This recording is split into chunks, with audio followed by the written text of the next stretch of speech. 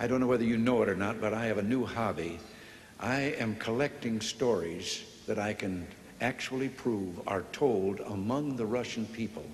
They make them up themselves, they tell them between themselves, reveals they got a great sense of humor, and they've also got a little cynical attitude about things in their country. And one of these stories, the one I'm going to tell you, I told to General Secretary Gorbachev, and he laughed. The story was an American and a Russian arguing about their two countries, and the American said, look, in my country, I can walk into the Oval Office, I can pound the president's desk and say, Mr. President, I don't like the way you're running our country. And the Russian said, I can do that. The American said, you can? He says, yes. I can go into the Kremlin, to the General Secretary's office, pound his desk and say, Mr. General Secretary, I don't like the way President Reagan's running his country.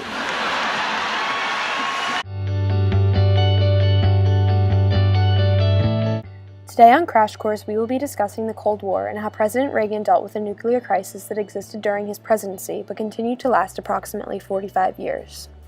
Reagan controlled much of the foreign policy and actions taken to combat communism from 1981 to 1989.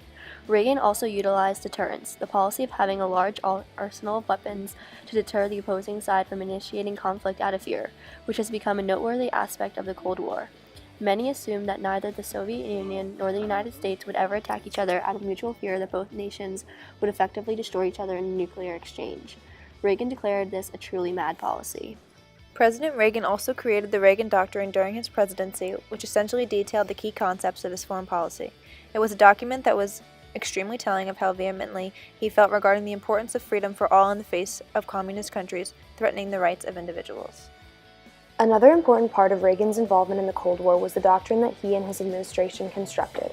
The doctrine served as the foundation for Reagan's administration's support of freedom fighters around the globe. Reagan even declared that we must stand by our democratic allies and we must not break faith with those who are risking their lives on every continent, from Afghanistan to Nicaragua, to defy Soviet-supported aggression and secure rights which have been ours from birth. President Reagan based his foreign policy off of John Foster Dull's rollback strategy from the 1950s, in which the United States would actively push back the influence of the Soviets. This 1983 directive stated that a central priority of the U.S. would be to contain and over time reverse Soviet expansionism, particularly from spreading into the developing world. Firstly, we will discuss Reagan's approach to foreign policy during the Cold War. Reagan wanted to redefine national policy towards the Soviet Union. Along with most other national leaders, he had supported the fundamental policy of containing communism within the Soviet Union that President Harry Truman adopted in 1947.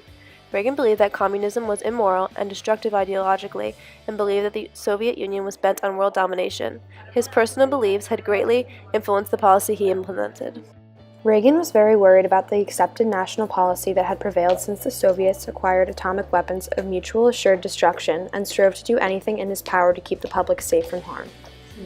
He believed that it was immoral to destroy the civilian population of another country in a retaliatory attack. And as stated previously, while Reagan certainly built up the nation's nuclear arsenal during his presidency, in actuality, he was not a huge proponent of the policy of deterrence and thus also worried that the two sides might blunder into nuclear war. In regards to communism, Reagan once said, "It was leadership here at home that gave us strong American influence abroad, and the collapse of imperial communism. Great nations have responsibilities to lead, and we should always be cautious of those who would lower our profile, because they might just wind up lowering our flag." During his first term, Reagan's approach towards the Cold War was to increase spending for defense and aid to anti-communist forces in Latin America. He also claimed that the Soviets were prepared to commit any crime, to lie, and to cheat in the pursuit of their goals of world conquest, and claimed they were the focus of evil in the modern world.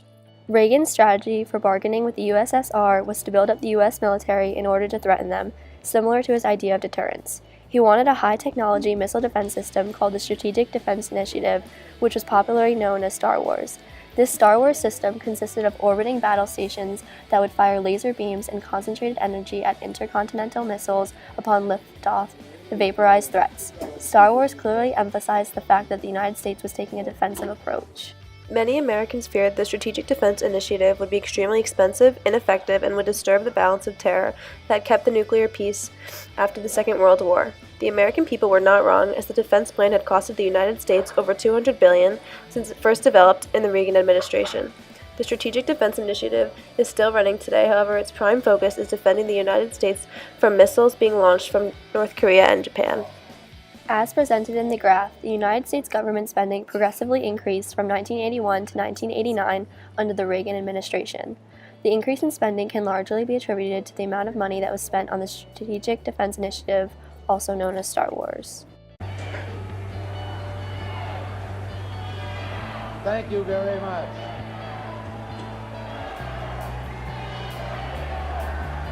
Thank you very much.